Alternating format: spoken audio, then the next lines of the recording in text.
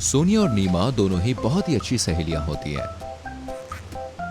दोनों का एक एक बेटा होता है और दोनों की शादी की उम्र हो गई होती है, जिस कारण दोनों अपने बेटे के लिए लड़की ढूंढ रही होती हैं। लेकिन दोनों की एक ही शर्त होती है कि वो शादी करेंगी तो एक ही घर की लड़की से। बहुत ढूंढने के बाद दोनों को ऐसा घर मिल जाता है। बेटी कितना पढ़ी हो?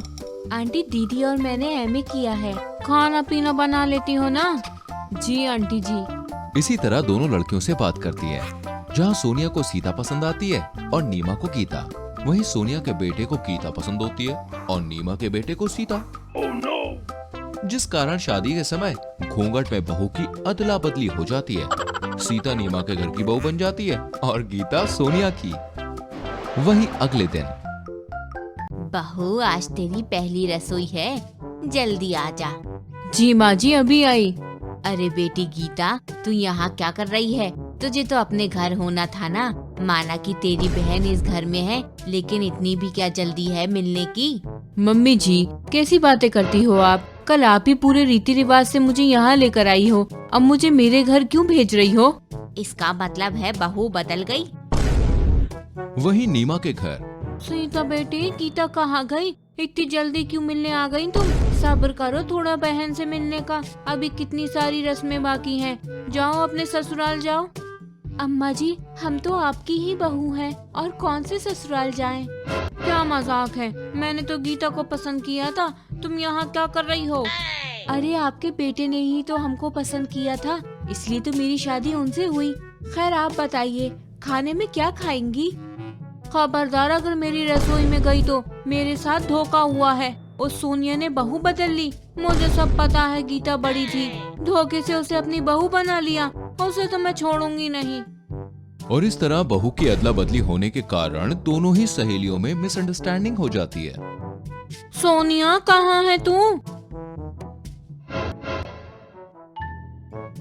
तेरा ही इंतजार कर रही थी। आजा आजा, तेरी हिम्मत कैसे हुई मेरी बहू चुराने की? अरे तुझे सीता पसंद थी तो कह देती ना, चोरी क्यों की?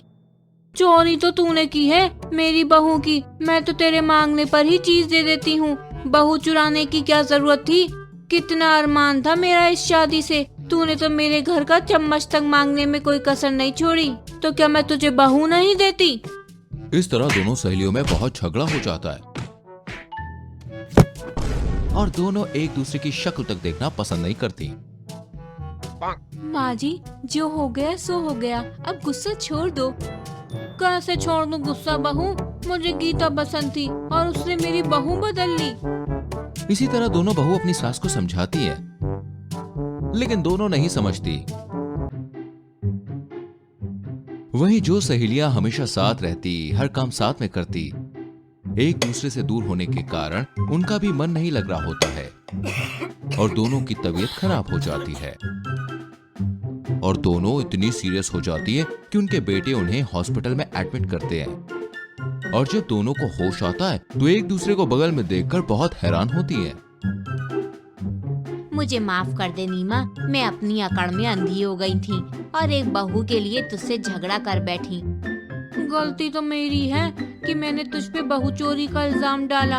और आप दोनों ने ये तक नहीं सोचा कि हमें जो लड़की पसंद थी उसी से हमारी शादी हुई है।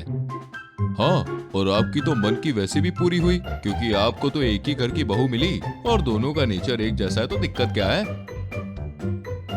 इसके बाद दोनों सहेलियों को पछतावा होता है और दोनों एक दूसरे के गले लग जाती हैं, जिसके बाद दोनों सहेलियां और दोनों बहुएं हंसी खुशी रहती हैं।